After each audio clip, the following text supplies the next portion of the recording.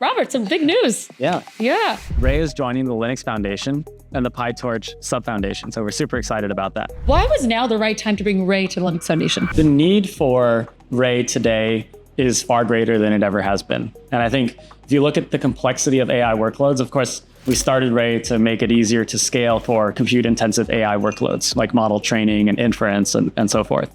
But if you look at the complexity of AI workloads today, with the rise of multimodal data, large-scale video and image and audio data, or the rise of reinforcement learning, post-training, or agentic applications, distributed inference, there's so much more complexity today in 2025 than there was in 2024. And the systems challenges for supporting this are just vast. And if you want to really do AI and solve these kinds of challenges, you need a layer like Ray. And so we think there's an opportunity for Ray to really play a foundational role in supporting AI workloads. And we want that to be a major community effort where, of course, we are continuing to invest very heavily in developing Ray. And we want to do that alongside other companies that are really betting on Ray and investing heavily to make the project great. Good segue there. As far as open source projects, how are you thinking about the integration between other open source projects? Yeah, I mean, Ray is not used in isolation. The AI infra stack is quite complex and has many layers. Ray is used along with Kubernetes, right? Ray is used along with PyTorch. Ray is used along with 𝗣𝘆𝗧. And in fact, all of these are often used together in the same setup.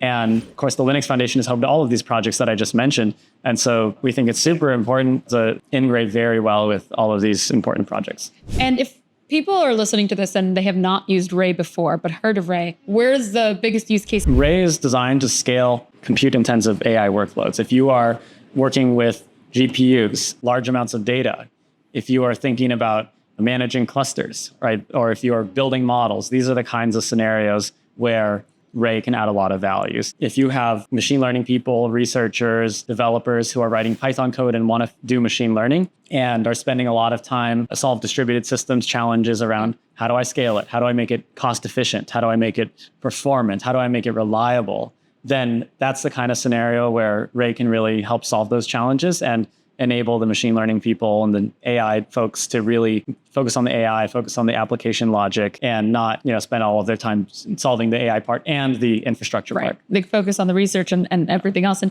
what's really cool is, right, it's across the whole AI ML stack. So same language as they write everything else in. Ray has just become, for this reason, widely used across the industry and used by leading tech companies, right? Uber and Pinterest train all their models with Ray. Companies like xAI use Ray for multimodal data processing. There's so many different use cases out there. The roster of companies is incredible. What's your vision for Ray in the next 5 years? It's not so different from when we started Ray. We started Ray because we wanted to enable people who didn't know anything about distributed systems to be able to take advantage of all of the computing resources available and take advantage of scale to really do AI and get value from AI.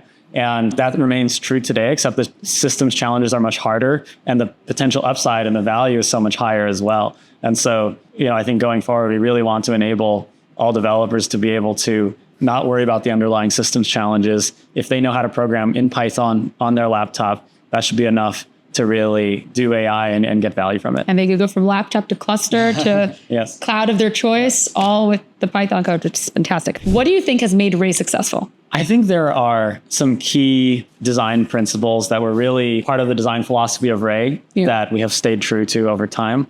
A big one is the emphasis on a small number of simple but highly flexible primitives for distributed computing. Okay, so Ray Core does not aim to have a massive API surface area. It's a small number of concepts, tasks, actors for taking Python functions, Python classes, and really executing them in the distributed setting. And if those primitives are fairly simple, but if you look at them, they have enabled us to build data processing, Ray data. They've enabled us to build RL libraries on top, for many third parties to build RL frameworks on top of Ray. They've enabled training use cases, serving use cases, so many different types of things like that, which we didn't anticipate for, right? Like we started Ray before anyone was talking about LLMs, and we didn't design Ray specifically for LLMs.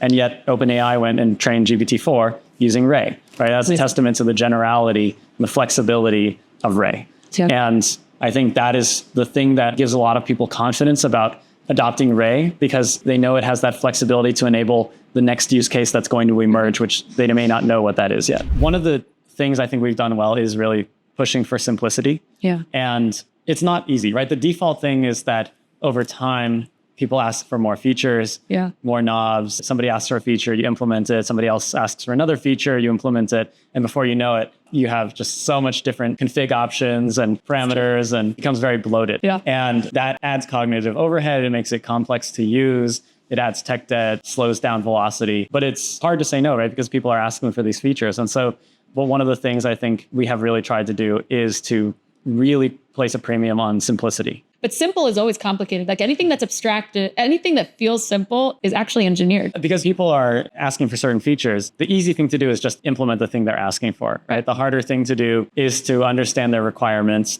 and then solve that in a potentially completely different way that is generalizable, that actually solves this huge range of use cases all at once and kind of does it the right way, which is consistent with, how people might expect it to behave intuitively. What are some use cases you're most excited about as far as Ray? I'm very excited about the rise of multimodal data processing. I think people have been doing big data processing for a long time. You have systems like Spark and Hadoop and Flink and so forth. And data processing is changing now. It's very different if you're working with video data. It's different if you're working with robotic sensor data.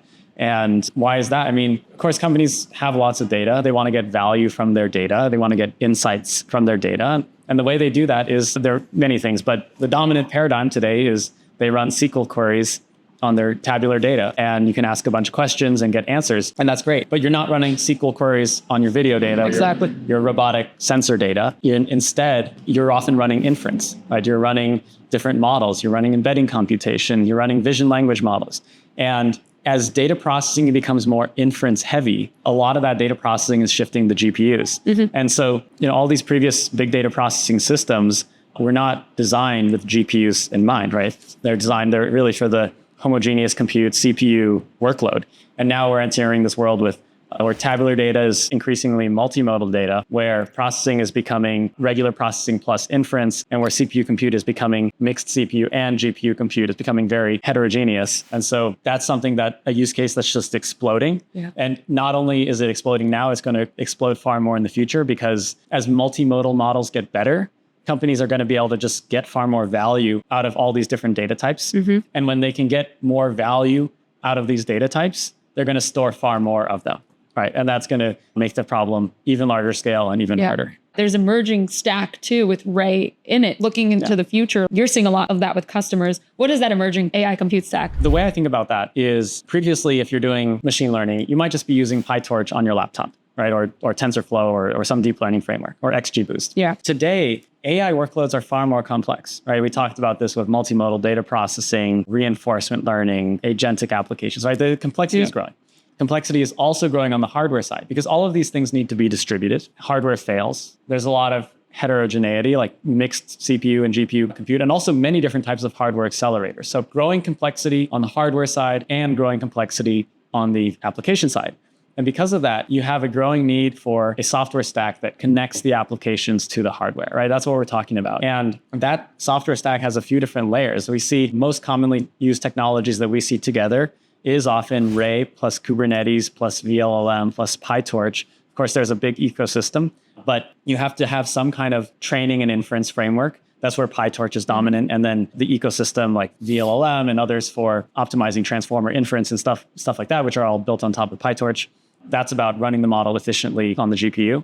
You've got Ray, and at this layer, there's also, of course, Spark. You can build your own, you solve the distributed systems challenges in a DIY fashion, right? You've got the distributed compute engine, which is about solving the scaling challenges, scheduling, resource management, failure handling, auto scaling, just data ingest, data movement, all of these types of things. And then you've got the container orchestrator below, which could be Kubernetes. Slurm is popular. You could build it yourself, right? Which is used for, of course, provisioning compute, handling multi-tenancy, container lifecycle management. There are many different pieces. Why so much AI infrastructure adoption open source? It's a good question. When it comes to infrastructure technologies, you tend to have consolidation over time. You often have a proliferation of different frameworks and products at the beginning. Like with deep learning frameworks, there have been many deep learning frameworks from, of course, PyTorch and TensorFlow and JAX and Theano and Torch and Caffe and Chainer and there's MXNet, so many of these, right? And today it's mostly just PyTorch. So there it consolidates over time and you end up having a winner. It's not just like 5 different options that each have 20% market share. My assumption is that at each layer of the stack, you tend to have a winner. And that winner is far more likely to be an open source option than anything else. And that's because companies tend to adopt open source, right? It prevents them from being locked in. It means they can run anywhere, right? They can run on any cloud provider. They can run it on their laptop, on-prem, right? And so that's just very consistent with what we've seen. So what new opportunities does this open for the community? I mean, Ray has been an open source project from its start. It was conceived that way.